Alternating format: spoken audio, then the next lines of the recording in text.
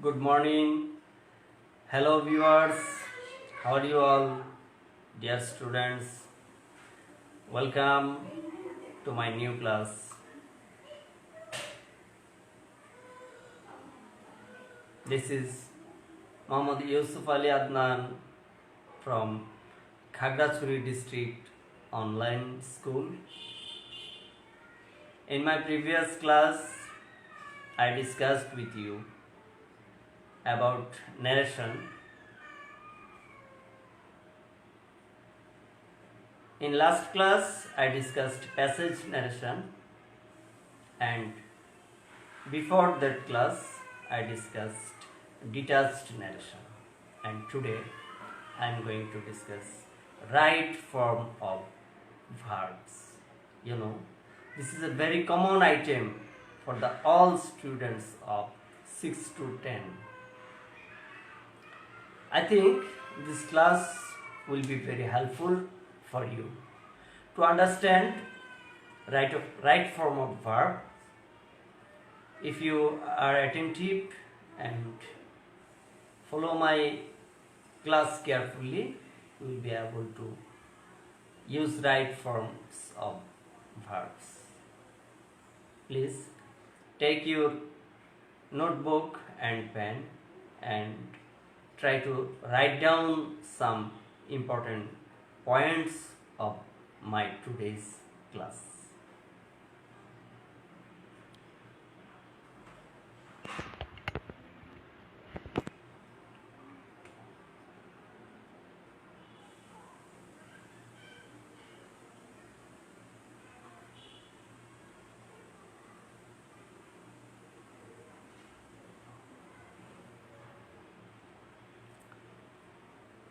Right form of verbs. You know, before using right form of verbs, you have to know the structure of all tenses. You must know the structure of tenses.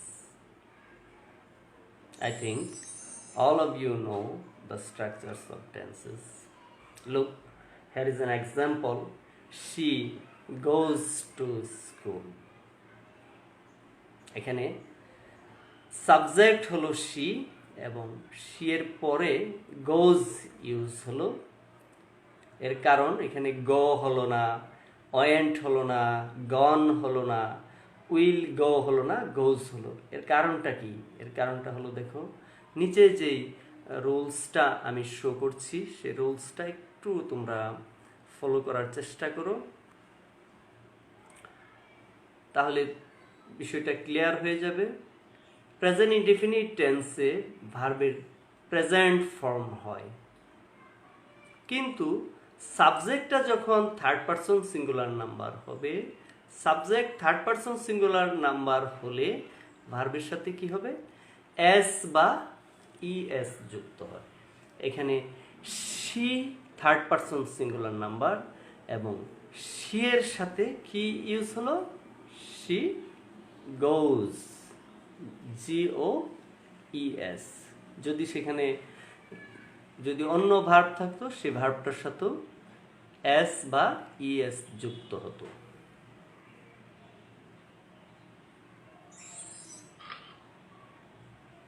দেখো, universal ট্রুথের ক্ষেত্রেও সাধারণত universal truth, habitual fact এইসবই present indefinite টেন্সে হয়, এবং সেক্ষেত্রেও যদি ভার্বটা যদি সাবজেক্টটা যদি থার্ড পারসন সিঙ্গুলার নাম্বার হয় সেক্ষেত্রে ভার্বের সাথে এস বা ইএস যুক্ত হবে, আদারওয়াইজ ভার্বের প্রেজেন্ট ফর্ম হবে।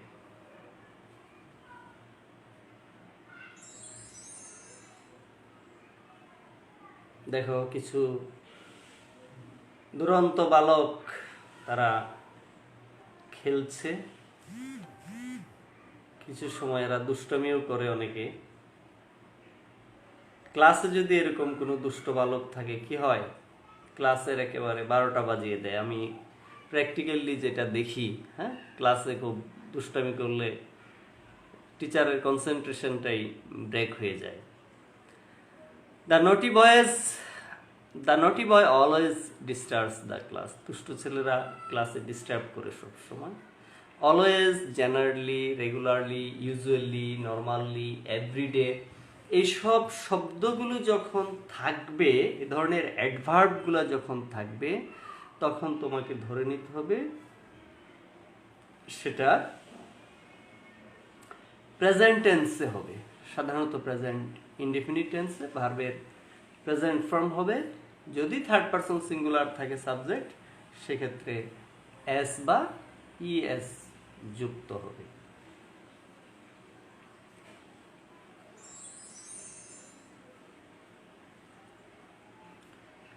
Yesterday, last day, last night, এগো, ওয়ান্স, প্রিভিয়াস, এগুলো যদি থাকে তাহলে সেই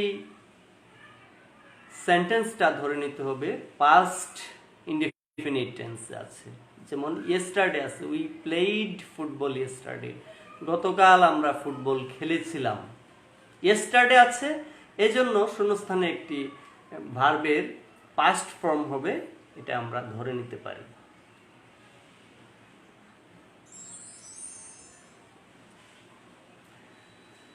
একটা লোক সে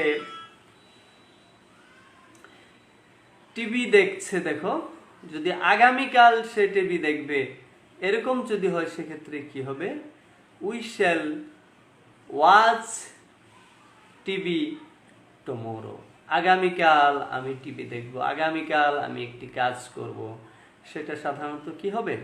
ফিউচার ইনডেফিনিট টেন্স হবে।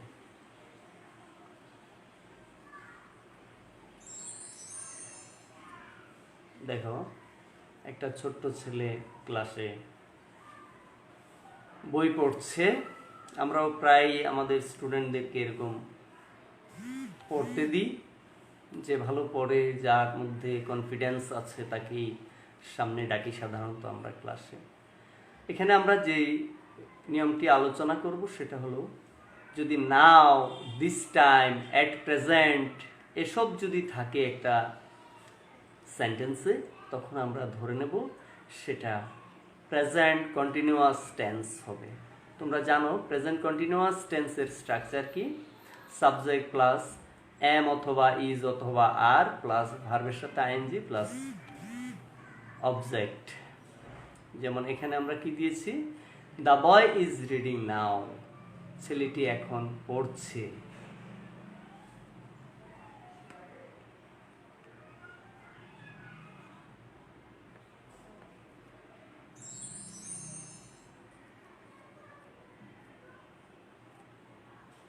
একটা লোক সাঁতার কাটছে, সে যদি গতকাল সাঁতার কেটে থাকে কি হবে? হি ওয়াজ সুইমিং ইয়েস্টারডে, একটা সাঁতার কাটছিল গতকাল, কোনো কাজ আগে হয়ে গিয়েছিল,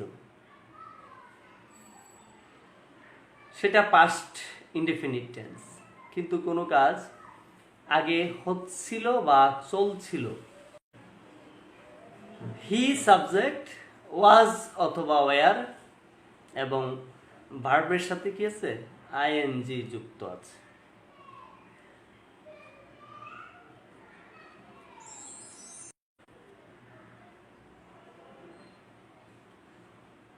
ফিউচার কন্টিনিউয়াসে শ্যাল বি, উইল বি হবে, ভার্বের সাথে আইএনজি। যেমন লোকটি আগামীকাল হাঁটতে থাকবে, the old man will be walking in the field, সেটা কি হচ্ছে? Future continuous tense.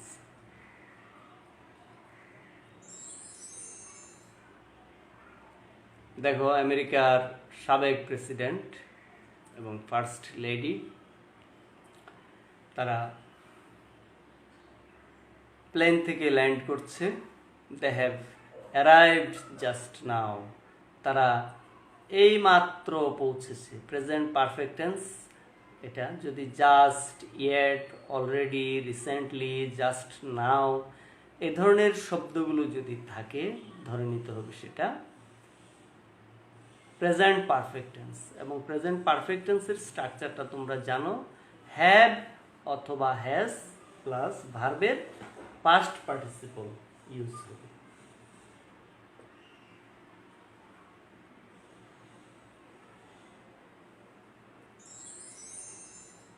এক্সারসাইজ করছে, maybe they are soldiers. Past perfect টেন্সে ভার্বের পাস্ট পার্টিসিপল হয়, যেমন হ্যাড প্লাস ভার্বের past participle, soldier had taken physical exercise, soldier subject had plus taken ভার্বের পাস্ট পার্টিসিপল। দেখো একটা পেন্টিং, একটা বিখ্যাত পেন্টিং, এই জাইনুলের একটা পেন্টিং, ফিউচার পারফেক্ট টেন্সে shall have will have plus ভার্বের পাস্ট পার্টিসিপল হবে। তোমরা জানো, আমি এই নিয়মটার পেছনে আর বেশি সময় নষ্ট করছি না, পরের রুলসে চলে যাচ্ছি। এটা খুবই গুরুত্বপূর্ণ একটা নিয়ম। It has been raining since morning.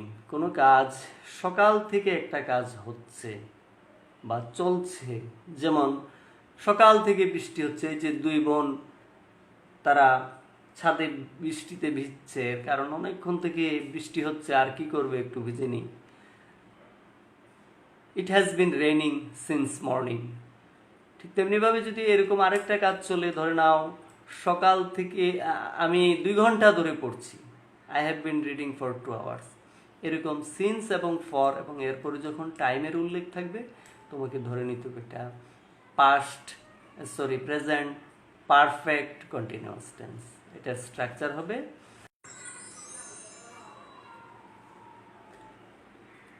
সকল প্যাসিভ ভয়েসে ভার্বের পাস্ট পার্টিসিপল হবে। যেমন দেখো, a garden is made by হিম।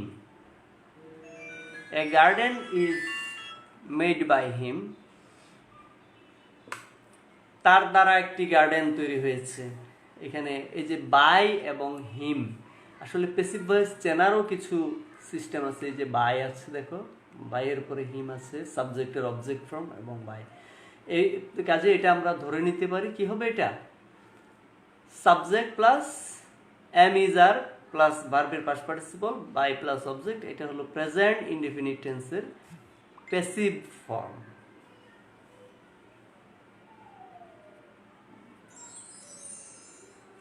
দেখো, আমরা দেখতে পাচ্ছি একজন মহিলা ধূমপান করছে, ছেলেরাও আরো বেশি করে, কিন্তু কারোটাই অ্যালাউড না, করা উচিত নয়, কারণ এটা একটা ব্যাড হ্যাবিট, আমরা কেউ এটা পছন্দ করি না। He does not like smoking. যদি বি ভার্ববিহীন কোনো বাক্যকে ইন্টারোগেটিভ করতে হয়, সেক্ষেত্রে নিয়মানুযায়ী ডু, ডাজ, ডিড দিয়ে তারপরে একটা নট দিতে হয়। যেমন এখানে আমরা দিলাম হি আছে, subject third person singular number, যে কারণে he does not like smoking. দেখো, মুভি দেখছে। আমরা জানি হ্যাডের পরে ভার্বের পাস্ট পার্টিসিপল হয়, কিন্তু যখন হ্যাড বেটার, খেয়াল করে দেখো, হ্যাড বেটার থাকবে, তখন কিন্তু ভার্বের পাস্ট পার্টিসিপল হবে না। এই বেটারটা যদি না থাকতো, তখন কিন্তু হ্যাড এনজয়েড হতো, কিন্তু এই হ্যাড বেটার এটা থাকার কারণে ভার্বটা প্রেজেন্ট ফর্ম। ঠিক তেমনিভাবে can, could, may, might, should, would, must, rather এগুলো যদি থাকে, তখন তোমাকে অবশ্যই ভার্বের প্রেজেন্ট ফর্ম ইউজ করতে হবে। দেখো, maybe he is a thief and a police is running after him. তার পেছনে দৌড়াচ্ছে পুলিশ, কিন্তু কখনোই তাকে ধরতে পারবে না, কারণ কি, ওরা অনেক টেকনিক জানে চোরেরা। হ্যাঁ, দেখো, নো সোনার হ্যাড থাকলে একটা দেন হবে। আমি আমার গতকালকের একটা ক্লাসে মনে হয় বলেছিলাম কমপ্লিটিং সেন্টেন্সের ক্ষেত্রে, হার্ডলি হ্যাড থাকলে বিফোর, স্কেয়ার্সলি হ্যাড হয়েন থাকলে দুটো টেন্স সাধারণত হয়। একটা হলো এই যে দেনের আগে had plus seen, past perfect tense, আর পরেরটা পাস্ট ইনডিফিনিট টেন্স। দেখো, no sooner had the thief seen the police than he ran away. শূন্যস্থান যদি এইখানে থাকে তোমাকে ভার্বের পাস্ট পার্টিসিপল ইউজ করতে হবে, আর শূন্যস্থানটা যদি এই দেন এর পরে থাকে এখানে থাকে ভার্বের পাস্ট ফর্ম ইউজ করতে হবে। দেখো, একজন বিউটিফুল লেডি এবং সে মেবি কিছু তার স্কিনের যত্ন নিচ্ছে। আরেকজন লেডি দেখতে পাচ্ছি, সে নখ কামড়াচ্ছে। এটা খুবই একটা ব্যাড হ্যাবিট। দেখো, এখানে দুটো না, একটি রুল, সেটা হলো যেমন আই ফ্যান্সি আই টার্নড পেল। সে যেমন তার স্কিনের যত্ন নিচ্ছে। কেন? সে একটা আশঙ্কা করছে যদি সে কি হয়ে যায়, ফ্যাকাশে হয়ে যায়, যদি তার স্কিন নষ্ট হয়ে যায়, সেজন্য সে আগে থেকেই কেয়ার নিচ্ছে। আবার এখানে আরেকটা এক্সাম্পল দিয়েছি, দেখো, it is high time we changed our behaviour. যদিও ইট ইজ হাই টাইম আছে, কিন্তু তারপরেও এরপরে যখন শূন্যস্থান দেওয়া থাকবে তোমাকে ভার্বটা পাস্ট টেন্স ইউজ করতে হবে। ঠিক তেমনিভাবে it is long since, it is high time, wish, fancy এগুলো থাকলেও ভার্বটা পাস্ট টেন্স ইউজ করতে হবে। দেখো, আমি একজন কিং আমরা দেখতে পাচ্ছি, খুবই জাঁকজমকপূর্ণ পোশাক। অনেকের ইচ্ছে হয়, আমি যদি একজন কিং হতাম। যদি as though, as if, wish থাকে তাহলে বি ভার্ব কি হবে? ওয়ার ব্যবহৃত হবে।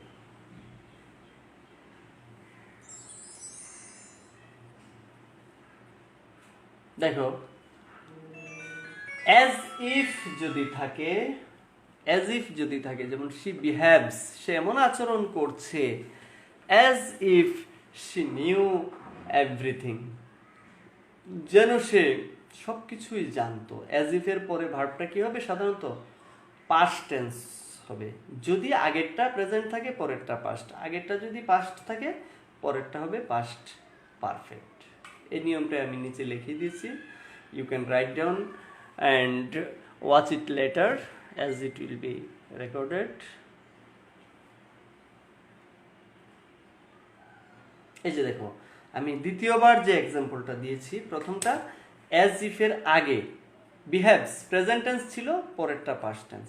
অ্যাজ ইফের আগে পাস্ট টেন্স আছে, পরেরটা কি হলো? Past perfect tense. এই জিনিসটা কিন্তু মনে রাখা খুবই জরুরি।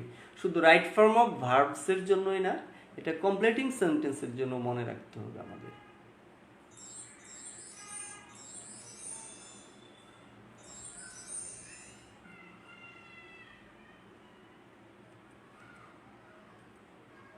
দেখো,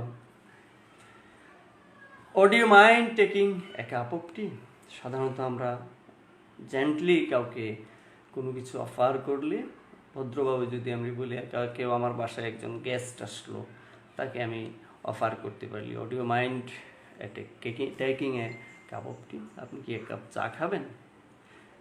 এরকম কিছু শব্দ আছে, যেমন উইদাউট, বাই, এগুলো অবশ্য preposition. Mind, would, can't help, এই ক্লজগুলোও যদি থাকে, এমনি টু এর পরে আবার প্রেজেন্ট ফর্ম হয়, কিন্তু with a view to, look forward to, এই শব্দগুলো যদি থাকে, সেক্ষেত্রে কি হবে? ভার্বটা আইএনজি যুক্ত হবে।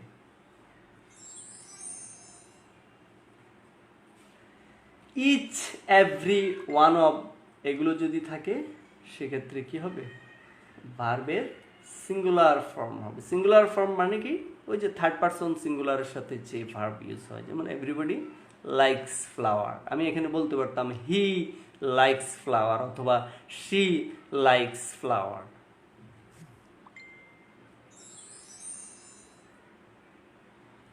দেখো, এখানে একটা কন্ডিশনালের নিয়ম এসে গেল। ইফ প্লাস প্রেজেন্ট ফর্ম যদি থাকে, পরের অংশটা ফিউচার হবে। যেমন ইফ ইউ প্লে ওয়েল, তুমি যদি ভালো খেলো, you will get the prize, তাহলে তুমি পুরস্কারটি পাবে। দেখো, মিস্টার পুশিক্যাট খুব মনোযোগ দিয়ে বই পড়ছে, তাই না? এখানে তিনজন আমরা একেবারে খুব ভালো পড়ুয়া দেখতে পাচ্ছি, খুবই অ্যাটেন্টিভ। তারা নির্ঘাত পরীক্ষা দিলে জিপিএ 5 পেয়ে যাবে। ইফ প্লাস পাস্ট টেন্স যদি থাকে, ইফ ইউ রিড অ্যাটেন্টিভলি, তুমি যদি মনোযোগ দিয়ে পড়তে, ইউ কুড গেট জিপিএ 5 অথবা উড গেট জিপিএ 5 অথবা মাইট গেট জিপিএ 5। এই জন্য বলা হয়েছে ভার্বটা যদি পাস্ট টেন্সে থাকে ইফের পরে, পরের অংশটা উড, গুড, মাইট হবে এবং ভার্বের প্রেজেন্ট ফর্ম হবে। ইফের পরে যদি হ্যাড প্লাস ভার্বের পাস্ট পার্টিসিপল থাকে, যেমন হ্যাড প্লাস ভার্বের পাস্ট পার্টিসিপল, তখন কি হবে? Would have, could have, might have plus ভার্বের পাস্ট পার্টিসিপল। কিছু প্রিপোজিশন আছে যেগুলোর পরে স্বভাবতই কি হবে? ভার্বের সাথে আইএনজি হবে, যেমন of, in, on, by, without, while, এগুলোর পরে ভার্ব ইউজ করলে সাধারণত আইএনজি হবে। যেমন হি ফন্ডস অফ ইটিং বানানা, দেখো একটি ছোট বাচ্চা সে বানানা খাচ্ছে। সাবজেক্ট সিঙ্গুলার থাকলে ভার্বের সিঙ্গুলার ফর্ম হয়, সাবজেক্ট প্লোরাল থাকলে ভার্বের প্লোরাল ফর্ম হয়। এখানে আসলে সাবজেক্টটা চিনতে হবে এবং সিঙ্গুলার প্লোরাল জিনিসটা জানতে হবে। আমি মনে করি as a student of class 9-10 all of you know what is subject. দেখো এখানে কিন্তু আইজ যদি সাবজেক্ট হতো এখানে আর হতো, কারণ প্লোরাল নাম্বারের পরে আর হয়, কিন্তু আসলে এখানে সাবজেক্ট হলো দি কালার অফ দি আইজ, এই চোখের কালারটা হলো কি? ব্লু। এই কালারটাই হলো এখানে সাবজেক্ট।